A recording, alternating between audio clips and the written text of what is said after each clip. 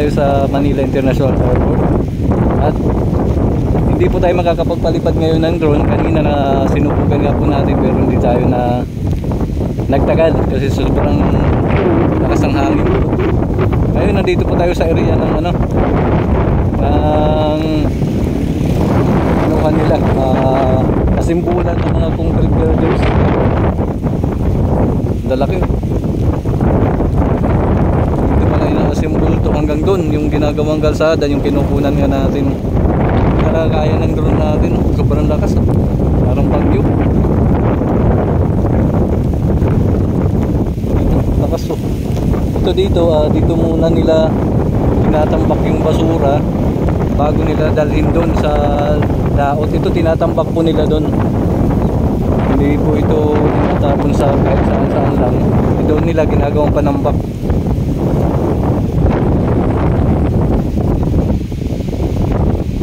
Tingnan natin.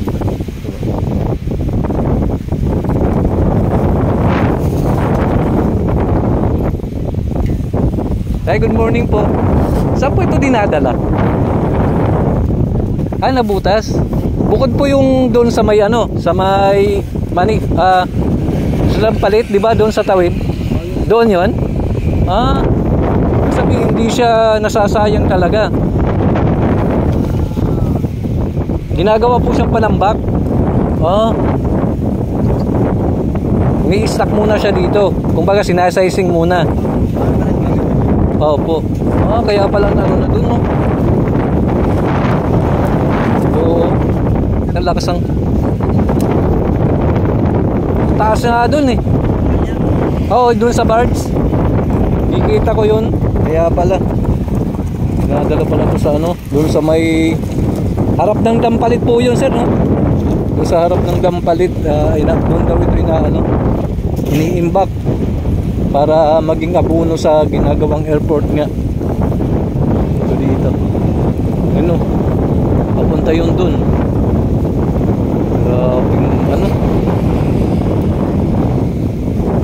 Ini-sprayhan nila para paglabas dito hindi siya madumi, para wala sila madidisturb. Talaga pala dito. Yung dito. Lakas talaga ng hangin. Yun, nila.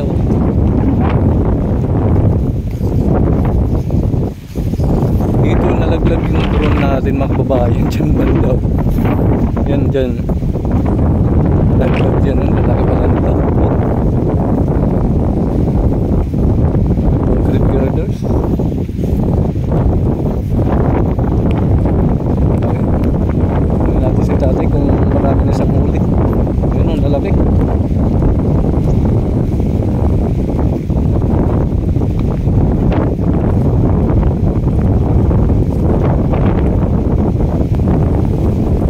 Dami na po ulit ay. Wala pa daw. Kalsada. Kalsada. Ginagawang kalsada itong banda. Ito natin alam kung makakano tayo dyan. Makakapasok.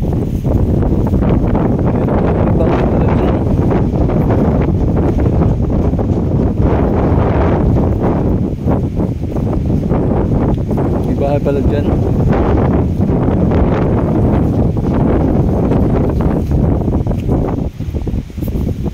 Hirapan talaga tayo mga kababayan nito, makakuha ng video do sa drone shot natin.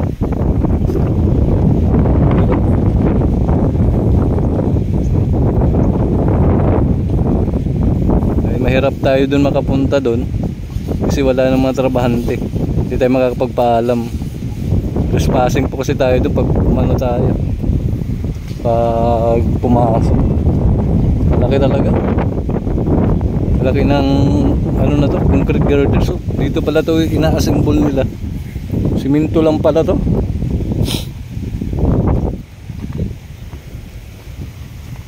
Ayun, no, siminto lang pala to.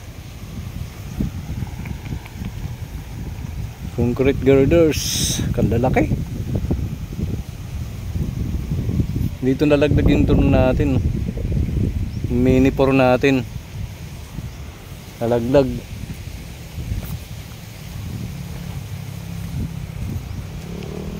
Papunta doon yung kinukunan natin to na ano, yung padiretso mga kababayan.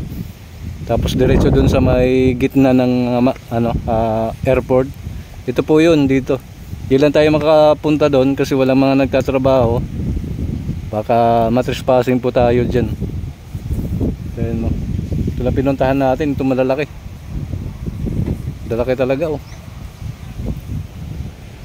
Tapos ito nga, ito mga kabayan, di ba natanong po natin kanina, ito daw yung dinadala dun sa sa tapat ng Dampalit sa Malabon mga kababayan. Itong basura na to ginagawang panambak dun, kaya pala ayun, natatanungan natin yun o. Hindi lang natin maisum. Ayun o, yan po dun po tinatambak yan para panambak nila. Sayang din naman pag ibaon lang yan sa lupa. Ayan o, may bahay pala dun na yun. So na hindi sila abutin pag pag malakas yung ulan tsaka bagyo.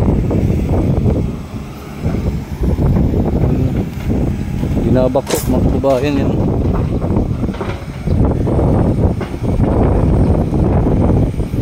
Binabako.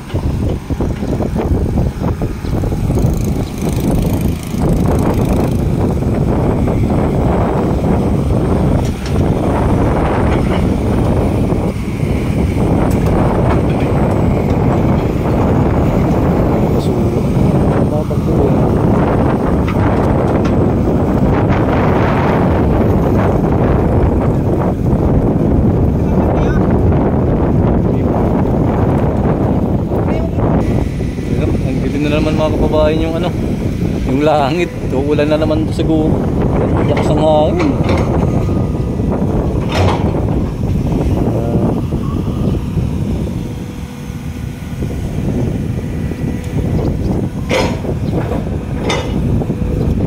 Na nila, ito yung inuhukay nila yung ilalim kasi nailubog sa putik.